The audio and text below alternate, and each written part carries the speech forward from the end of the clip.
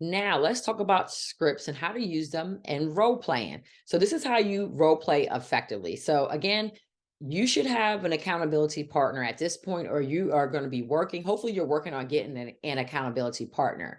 So before you, let's just say before you have your accountability partner, do this by yourself and then get your partner. You need to stand up and you need to smile, smile, smile.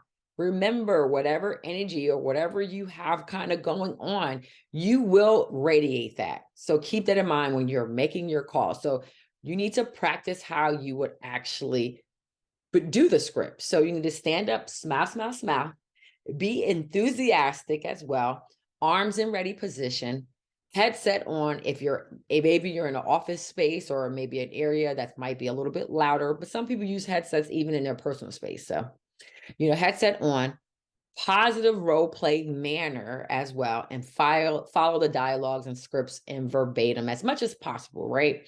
Again, remember this is a conversation as well that you're having, and being that you should have at this point, or you will be taking a moment to actually practice it the amount of times that I mentioned in the last section.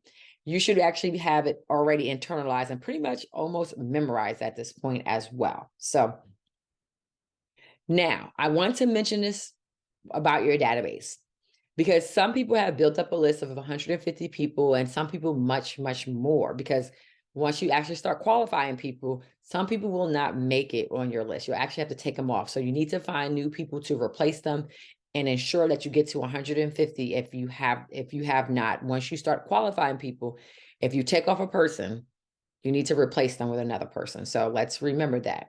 Another thing is that I had a real estate agent tell me this, that I was coaching and mentoring. Remember that if out of 150 people, if you are opting not to call 25 of them, guess what? Then you only have a database of 125 people. Because again, this real estate agent I was mentoring, she told me that she built up a list of 150 people, but she was not willing to call 50 of them on the list because she just said it didn't feel right. And I was like, okay, well, that's perfectly fine. So then you have a database of 100 people then. Because if you're not willing to pick up the phone and qualify them and not be a secret agent to them, they don't need to be in your database then. So I told her, all right, now you have 100 people that feel right. And you need to find 50 more people who feels right to call and replace them with the 50 people that don't feel right. Because we're not here to I don't want you to waste your time. If you don't have enough people in your database, you're not going to be able to grow and scale your business properly. Maybe you are a dual agent and you don't have a goal to sell to that many people. It's still best to build up a list of this many people, because you don't know who is going to actually pass the qualification test, right? And you also don't know if these people will actually refer you business the way you would like, or even become a client. So that's the reason why I say build up a list of 150 people at the minimum, but you should be adding to this database daily. Remember the prospecting section. It's just good to at least to finish up with deals in the 90, finish up with this deals in 90 days course. In 90 days, I want you guys to at least have 150 people that you've qualified in your database. That's the goal. But you should not stop there. You will be adding on to this database for the life of your career. So if you have people in your database that you are not willing to call, you need to replace those individuals. So if you're not willing to call 25 people, then you don't have 150 people. You only have 125 and you need to replace them with 25 people. Okay. All right. So script. So right now in your head, some of you are also thinking you've already called family and friends and asked them for business, and maybe it did not result in any type of deals or referrals. And I'm quite sure you have done this, some of you guys. So if you're an experienced agent, it's a slightly different conversation that we're having right now. And even some newer agents, you probably did this, but you probably also never fully qualified them correctly. So that's probably why you're feeling uncomfortable with calling them back again and asking for business. So if you've done something, if you called people already and say, hey, I've already asked them for business, I need you to still pick up the phone and use the mayor campaign. Confirm and qualify that these individuals should be in your database. Because if not, you're spamming them. And also you are sending them valuable information, praying and hoping that they're going to work with you, but they may not. They may already have their go-to realtor already. And because you didn't ask them, would they refer business to you? Now you're kind of wasting space in your database. And also you might be mailing them information. You might be doing certain things that you don't need to do anymore. In this process, I want you guys to know that you're going to build up your community of people. And we're going to talk about that in just a second. But let me talk about scripts in terms of what you need to be doing during your calls. During your calls, you need to have a strong intro. You need to be building rapport by asking questions. You guys probably heard of this before, like the person that asks the most questions is actually in control. If you are talking the entire time, you are not in control of that conversation at all.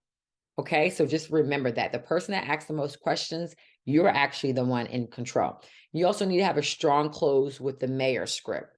And you need to remember that phone calls are usually the most efficient way. If you can get people face to face, because again, this script, the mayor script dialogue, also works in person. So if you met somebody or you already know somebody, let's say you're going to your kid's game, like maybe your kids have like a soccer game or a basketball game or a field hockey game. I don't know, or maybe you're going to like a PTO meeting, or maybe you're out and about with some friends hanging out, and you can easily throw in the mayor script because this is really a closer script. So you can always say, like, if you're at a event with some people and you see them there, people that you already know, they like you, they already kind of trust you already, maybe not as a real estate professional, but that's why you qualify them. And you say, oh, by the way, if you have you have a conversation with them like normal. You don't just randomly just say this.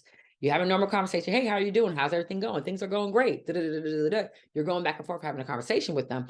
And if they don't know you're in real estate, you could easily say, hey, did you know that I actually just got my real estate license? And that person probably will, well, oh, wow, congratulations. What made you do that?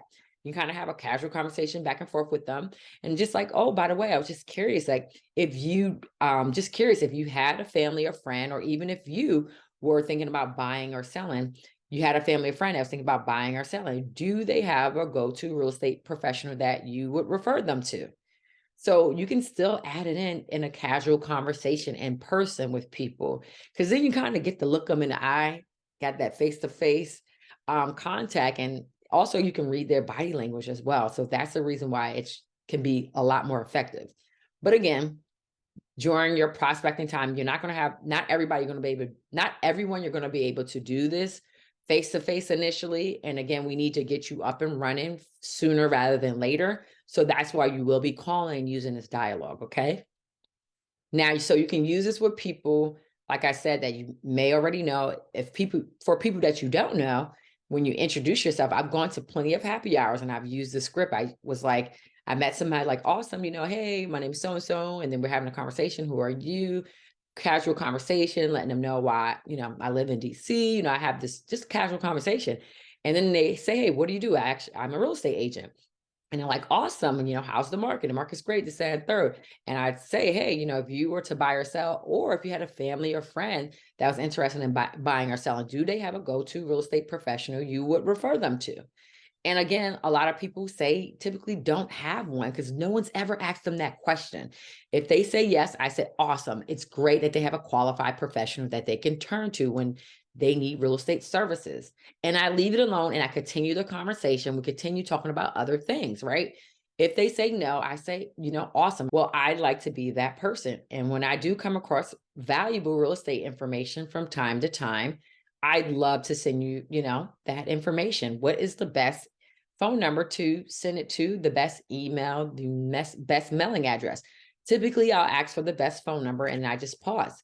And then I also will just go ahead and bring up, and say, oh, what's your best email? And also, what's a good mailing address for you? Simple as that. So you need to remember during these conversations, especially if it's people that you already know, but you can also use this with people you don't know. You need to do the Ford model. Remember, I mentioned this a little in the last section of the script section, right? Ford model is what you want to be doing. You need to be asking about friends and their family. You need to be asking people about their occupation, like how's work going, Some people probably switch jobs. So that's a great conversation. They might be super excited that they've changed jobs or they just got a promotion. Again, this is you asking questions because the person that's asking the most questions is what? They're in control, guys, right? You can also be asking about what they like to do in their pastimes, their recreation, right? Hobbies and different things like that. Also, their dreams or their goals, right? So these are all conversations. It shows that you care about them. These are like essentially like care conversations. You're curious about them. Naturally, that law of reciprocity is what it's called, right? That law, basically, they feel like they need to be asking you these questions too. Well, how is work for you? If they know you already, if they know your family or any of your friends, they may say, well, how is so-and-so doing? How's your family doing? So this is just a casual conversation, a dialogue.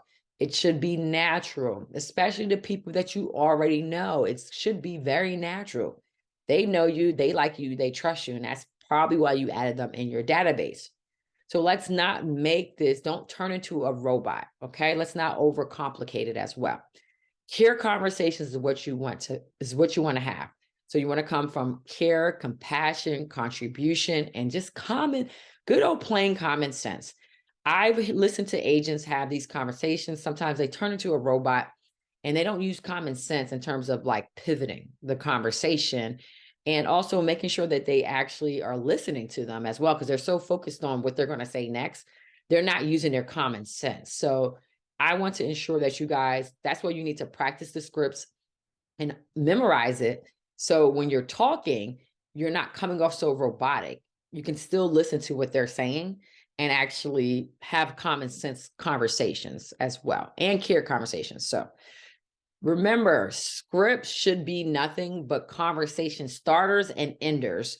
The mayor dialogue is probably a little bit more of an ender than anything. It could be in between, especially if you are smart about your conversations in terms of don't just end the conversation because of that. You could continue to have the conversation and just say, okay, awesome, wrap it up, right? But you don't want to make it seem like that's the only reason why you're even having a dialogue with this person, especially when you're out and about. When you're calling, you're letting them know, hey, just letting you know I'm in real estate now. That is okay to kind of end it on the mayor campaign to end it on that note, because that's essentially why you're calling. You're letting them know that you are in real estate and you're confirming that they don't have a go-to real estate professional already. So the juice is really in the middle, which cannot be scripted, guys. That's why you want to have Ford, you want to model the Ford model, right? That's why you want to be asking about the friends, family, occupation, recreation, dreams, goals, etc., right? So the juice is in the middle, which cannot be scripted. That's where you build rapport and connect as well.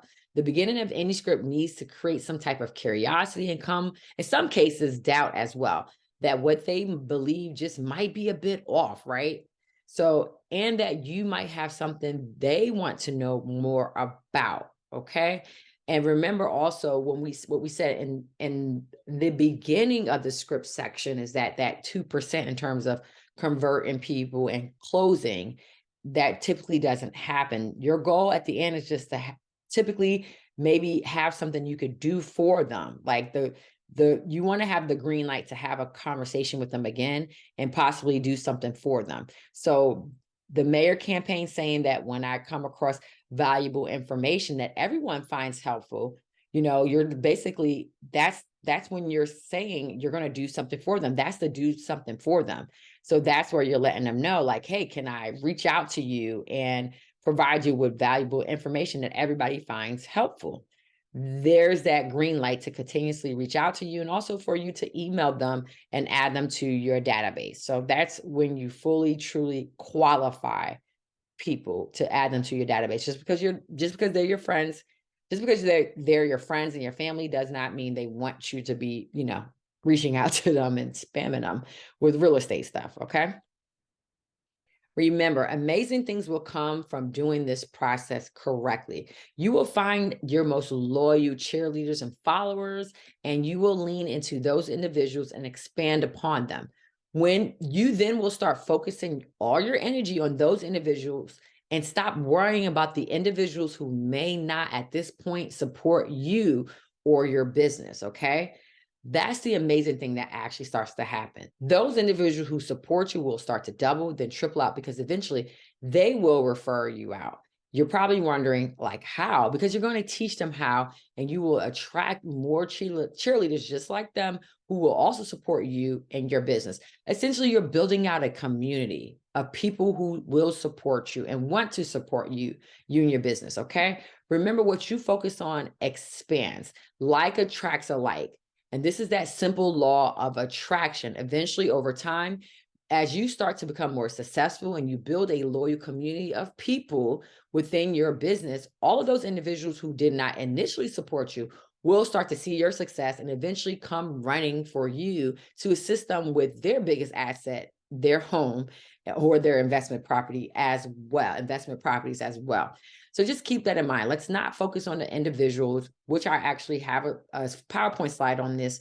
Let's not focus on individuals that do not want to work with you, or maybe they've answered no. Essentially, this is what we're doing. We're building a community of people that are giving you the green light to add them to their database, and also that they want to support you and your business. That's why you are qualifying them and you're having this question. And when you continuously provide them value month over month, naturally they are going to refer you out. That's just what people do. Now, especially once you're providing them such good information, they feel like they need to, that law, again, they feel like they need to do something in return. So why, and this is the Scripps mindset adjustment. And this is just in time for our next section, which is on mindset. But Scripps mindset, I really want to say this. Why slash all three tires? Because a tiny hole appears in one tire, guys. This is essentially what we do when we focus on all the people that said no to us. Why focus on people who won't work with you when there are so many others, literally a community of people, of your people who will, guys, literally a community of your people who will. This is just one way we self-sabotage by focusing on all the no's when you have so many other yeses. This is essentially a way of self-sabotaging. I see a lot of agents do this. They're like, oh, this person won't work with me, or this person won't work with me. And it's like, what about all the people who will? There's literally a community of your people out there, and they want to work with you, and they're essentially waiting for you. They've been waiting like, oh, I'm so happy that so-and-so got their license because I trust those people. I trust that person. So, and not just in the real estate field, this goes for any entrepreneur that's out there. Why focus on the people who don't want to work with you when there are so many people who are willing to work with you? And you need to be focusing your energy and your time on them. Remember, like attracts alike, okay? And what you focus on expands. So if you focus on all the yeses and all the people who support you, guess what's going to happen? Those individuals will expand. Next thing you know, you're going to have a community of more than 150 people. You'll have 500, 1,000 people who literally are there and want to support you and your business and will be sending you business from everywhere. Again, that's that waterfall effect that will essentially start to happen when you actually qualify people properly, friends and family too. Doesn't matter if you already know these people. And then also you pour into those individuals with providing, the marketing, by doing the marketing activities that we talked about already, and the section before CRM, marketing activities, and then also that added in the prospecting too as well. This will build out naturally the stacking system that we talked about will naturally start to build out a community of your people and the people who will support you. Okay. The last thing to remember is try not to be overly tied to an outcome. So when you're making your calls, be mindful of like not being so caught up in like, I need everyone to say yes, yes, yes. Because again, you will find your people naturally over time, as long as you're consistent and you continue to build upon and do the stacking effect, doing the stacking systems with those marketing activities and continuously prospect daily. You will naturally, and eventually people will refer you business because they'll see that you're taking your real estate business and running it like a real business. So naturally they will refer you people. So try not to be overly tied to an outcome, especially those no's. Just focus on your energy on all the yeses and all the people that support you. There are more people out there like that than you think. You just need to make sure that you are focusing on those individuals so those individuals can expand. All right. All right, guys. So I'll see y'all in the next section. And we already started the mindset shift already. So I'm very excited to kind of jump into that now.